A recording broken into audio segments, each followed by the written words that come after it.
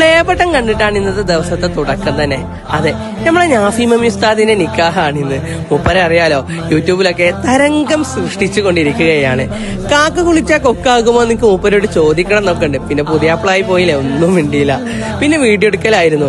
മൂപ്പരെ കാട്ടിക്കൂട്ടൽ കണ്ട cap കട്ടൊന്നും use ചെയ്യേണ്ട ആവശ്യം തന്നെ ഇല്ല. അത്രക്കും സ്ലോ ആയിട്ടാണ് മൂപ്പര് ഓരോരോ കാര്യങ്ങൾ ചെയ്യുന്നത്. കണ്ടില്ലേ, ഞാൻ പറഞ്ഞതിൽ എന്തേലും തെറ്റുണ്ടോ? BM-ലാണ് പുതിയാപ്പിളുടെ യാത്ര. അങ്ങനെ പുതിയാപ്പിള വണ്ടിയിൽ കയറി നമ്മൾ യാത്ര തിരിച്ചു. മുഹിമാത്തിൽ വെച്ചിട്ടാണ് നിക്കാഹ് നടക്കുന്നത്. മുഹിമാത്തിനെ പറ്റി കൂടുതലൊന്നും വിശദീകരിക്കേണ്ട ആവശ്യമില്ല. കേരളത്തിൽ പ്രസിദ്ധമായൊരു സ്ഥാപനം തന്നെയാണ്. മുഹിമാത്തിന്റെ കവാടം കഴിഞ്ഞ് പുതിയാപ്പിള വരുന്ന രംഗം കാണാൻ എന്തൊരു അയകാണല്ലേ. മാഷാ അല്ലാഹ്, ഏതൊരു നല്ല കാര്യം തുടങ്ങേണ്ടത് ഔലിയാക്കളെ മദത് തേടിയാണ്. ഇവിടെയും സിയാറത്ത് ചെയ്തിട്ടാണ് കാര്യങ്ങളിലേക്ക് നീങ്ങിയത്. ആയിരങ്ങൾ നിറഞ്ഞു നിൽക്കുന്ന ആ സദസ്സിലേക്ക് പുതിയാപ്പിളയും കൂട്ടരും തോലായിൽ പാടി വരുന്ന രംഗം കണ്ണിന് വല്ലാത്ത കുളിർമ നൽകുന്ന കാഴ്ചയായിരുന്നു.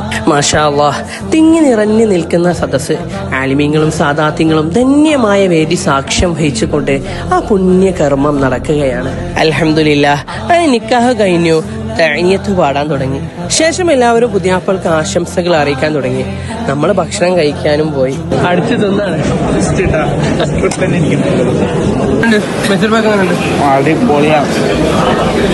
ഇനി അങ്ങോട്ടുള്ള ജീവിതം റാഹത്താകാൻ വേണ്ടി നിങ്ങളുടെ എല്ലാവരും ദുആയിൽ മൂപ്പരും ഉണ്ടാകണം.